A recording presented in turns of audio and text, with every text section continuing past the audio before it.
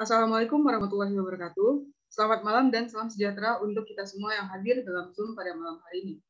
Perkenalkan, kami dari kelompok 7 Fisiologi, Program Studi Ilmu Gizi akan menyampaikan hasil diskusi kami yang dalam hal ini dapat disebut sebagai debat mengenai karakteristik dan sifat orang yang memiliki golongan darah O.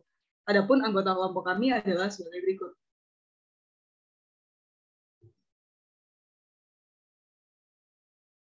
Yang bertindak sebagai tim pro pada malam hari ini adalah Farah Mustika Dewi, Dwi Ayu Sugiyarti, Alda Maharani, dan juga Ervin Fahira.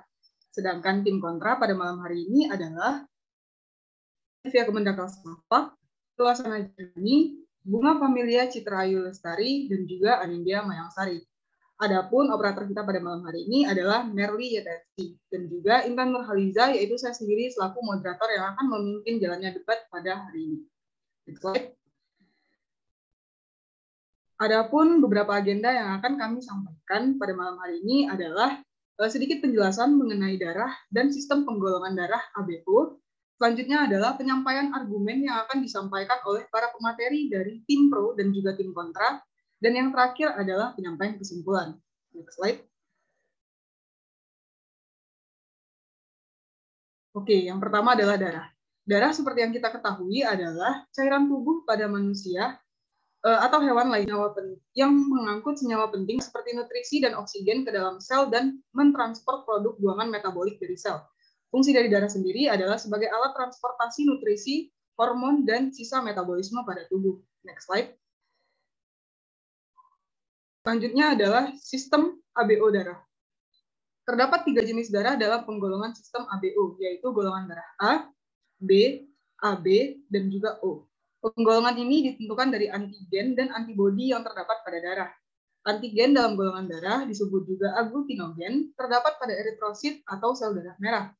Sedangkan antibodi dalam golongan darah disebut juga sebagai aglutinin, terdapat pada plasma darah. Golongan darah A memiliki antigen A pada eritrositnya dan memiliki antibodi anti-B pada plasmanya. Golongan darah B memiliki antigen B pada eritrositnya dan memiliki antibodi anti-A dalam plasmanya. Golongan darah AB memiliki antigen A dan B pada eritrositnya, namun tidak memiliki antibodi dalam plasmanya.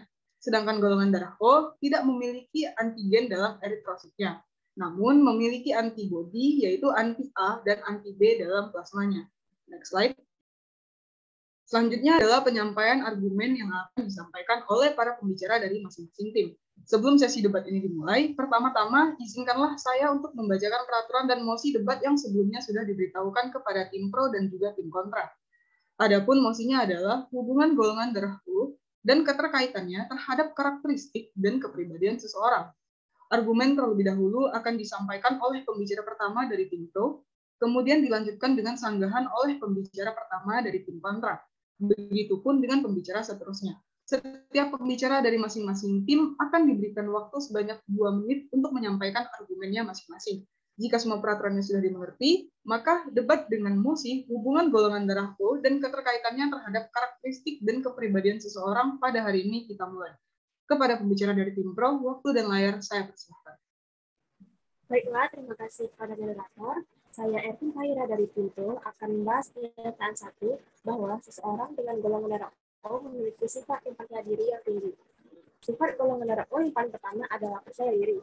Orang yang memiliki golongan darah O biasanya lebih teliti, memiliki tujuan yang jelas dalam hidupnya, dan sangat kreatif. Besarnya saya percaya diri membuat mereka memiliki mentalitas baja dan kemauan yang kuat untuk mencapai tujuannya. Pada orang golongan darah O, percaya diri ialah sifat positif yang dimilikinya karena saya percaya diri yang dimiliki oleh setiap orang mempunyai manfaat, yaitu supaya bisa menjalani kehidupan dengan penuh keyakinan. Kehidupan yang penuh dengan keyakinan ini akan mendatangkan hal-hal yang positif dalam menjalani kehidupan sehari-hari. Baiklah, itu poin pertama, saya kembalikan kepada moderator.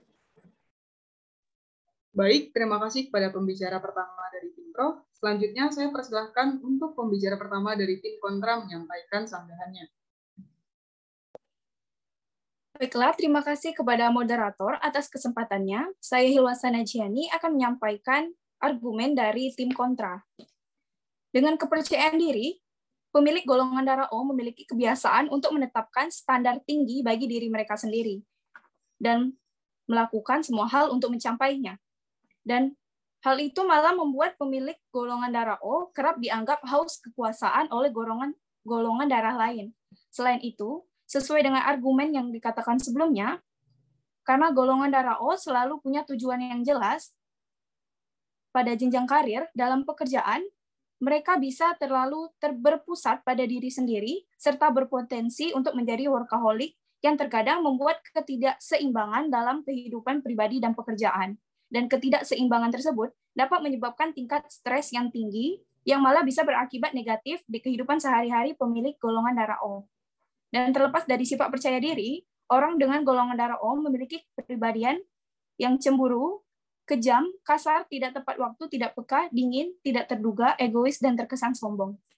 Sekian argumen dari saya kembalikan ke moderator. Baik, terima kasih kepada pembicara pertama dari tim kontra.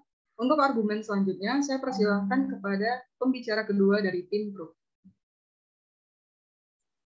Baik, terima kasih moderator. Saya Farah Mustika Dewi Sinaga dari tim pro akan menyampaikan argumen mengenai pernyataan kedua, yaitu seseorang dengan golongan darah O memiliki sifat yang mudah bersosialisasi.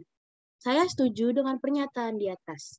Golongan darah O merupakan golongan yang mudah bersosialisasi. Mereka memiliki sifat yang easy going dan sangat mudah untuk bersosialisasi dengan orang baru. Mereka juga mudah beradaptasi dan dapat menempatkan diri dengan siapa mereka berinteraksi. Mereka juga dapat menghargai pendapat orang lain. Tak heran jika orang yang memiliki golongan darah O disukai oleh banyak orang. Terima kasih, saya kembalikan ke moderator. Baik, terima kasih kepada pembicara kedua dari tim pro. Selanjutnya saya persilahkan kepada pembicara kedua tim kontra untuk menyampaikan sanggahannya. Baik, terima kasih moderator. Saya Anindya Mayangsari akan menyampaikan argumen tentang pernyataan 2. Tapi golongan darah O tidak bisa hidup seorang diri atau tanpa orang lain. Mereka akan merasa sangat kesepian jika tidak bercerita atau bersosialisasi dengan orang lain. Adapun golongan darah O ketika stres, orang dengan golongan darah O bisa menjadi marah, impulsif, dan hiperaktif. Mereka juga memiliki kecenderungan untuk terlambat, meskipun pemilik golongan darah ini memiliki hubungan baik dengan pemilik golongan darah lainnya, namun mereka paling cocok dengan pemilik golongan darah B. Sekian, terima kasih. Saya kembalikan kepada moderator. Baik, terima kasih kepada pembicara kedua dari tim kontra. Selanjutnya, saya persilahkan kepada pembicara ketiga dari tim pro untuk menyampaikan argumennya. Baik, terima kasih moderator. Saya Alda Maharani dari tim pro. Pernyataan ketiga yaitu seseorang dengan golongan darah O rentan memiliki masalah perut. Karena golongan darah O memiliki kekebalan terhadap penyakit jantung sebanyak 23% lebih tinggi dibanding golongan darah lainnya. Golongan darah O juga memiliki kekebalan terhadap penyakit kanker pankreas hingga 37%. Namun, golongan darah O rentan terhadap penyakit MAH. Dalam Journal of Epidemiology membuktikan jika wanita dengan golongan darah O memiliki risiko tinggi mengalami sakit MAH. Terima kasih. Saya kembalikan ke moderator.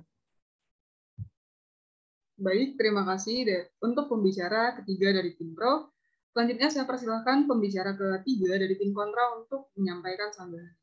Terima kasih kepada moderator untuk kesempatannya. Saya Alivia Kaminda Kalsalva akan menyampaikan bahasanya saya tidak sepenuhnya setuju dengan pernyataan orang dengan golongan darah O memiliki masalah perut. Menurut saya, suatu masalah kesehatan itu pada dasarnya disebabkan oleh multifaktor. Dapat disimpulkan oleh satu faktor saja, terlebih karena golongan darah. Dapat kita ambil satu contoh, salah satu masalah perut yang mungkin sering terjadi di masyarakat. Contohnya penyakit MAH. MAH sendiri bisa bersifat fungsional maupun organik bergantung pada penyebabnya. Untuk atau yang gaya hidup yang tidak sehat, kemudian serta organik biasanya karena bakteri H. pylori. Dan terkait studi yang membahas tentang keterkaitan golongan darah O dan risiko penyakit MAH ataupun penyakit perut, tentu perlu dipertanyakan berapa kali penelitian sudah dilakukan dan apakah hanya pada sebagian kecil penderita saja. Jika iya, tentu saja hasil penelitian tersebut masih perlu ditelaah lebih lanjut. Dan saya rasa hasil penelitian tersebut tidak bisa ditetapkan sebagai suatu kebenaran. Saya rasa cukup, saya kembalikan kepada moderator. Baik, terima kasih kepada pembicara ketiga dari tim kontra. Selanjutnya saya persilahkan kepada pembicara terakhir dari tim pro untuk menyampaikan argumen. Oke, terima kasih kepada moderator. Saya Dwi Ayu Sugiarti dari tim pro akan menyampaikan pernyataan yang terakhir, yakni seseorang dengan golongan darah O bisa menerima dan mendonorkan ke semua golongan darah. Pemilik golongan darah O positif dapat mendonorkan darahnya ke siapapun dengan golongan darah resus positif seperti A+, B+, AB+, dan O+. Berbeda dengan golongan darah O-, ia bisa mendonorkan darah ke golongan darah baik resus negatif dan resus positif. Itulah artinya golongan darah O bersifat universal. Orang dengan golongan darah O dapat mendonorkan darahnya ke semua golongan darah seperti A, B, AB, dan O. Artinya, O juga bisa menerima semua jenis golongan darah, tidak hanya O saja. Terima kasih. Selanjutnya saya kembalikan kepada moderator. Terima kasih pada pembicara terakhir dari tim pro.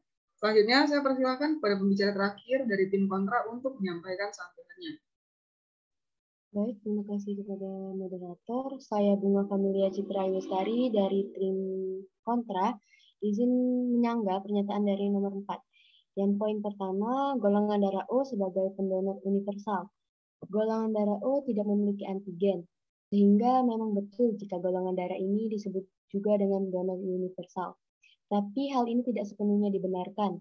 Pada dasarnya, prinsip transfusi darah yang menjadi pegangan adalah keberadaan antigen yang tidak boleh bertemu antibodi yang sama, A dengan A maupun B dengan B. Golongan darah O memang tidak memiliki antigen, namun memiliki antibodi A dan B. Jika golongan darah O tersebut didonorkan ke golongan darah lain, masih bisa timbul kemungkinan penggumpalan darah atau yang disebut dengan agglutinasi. Agglutinasi ini merupakan proses alamiah yang akan terjadi jika ada ketidakcocokan antara antigen dan antibodi. Oleh karena itu, transfusi darah hendaknya dilakukan dengan golongan dan resus yang sama agar mencegah hal-hal yang tidak diinginkan. Jika melakukan donor untuk golongan darah yang berbeda, kemungkinan agglutinasi masih ada. Jangankan yang berbeda, golongan darah reaksi transfusi dari golongan darah dan resus yang sama pun masih perlu uji Cosmet. Untuk poin yang kedua, golongan darah O bisa menerima dari golongan darah A, B, maupun AB. Setiap golongan darah memiliki karakteristik masing-masing. Yang mana yang kita ketahui, golongan darah O memiliki eritrosit tanpa antigen A serta B, tapi menghasilkan antibodi A dan B. Golongan darah A memiliki eritrosit antigen A dan antibodi B. Golongan darah B memiliki eritrosit antigen B dan antibodi A. Dan sedangkan golongan darah AB memiliki antigen A dan B, namun tidak memiliki antibodi A maupun B.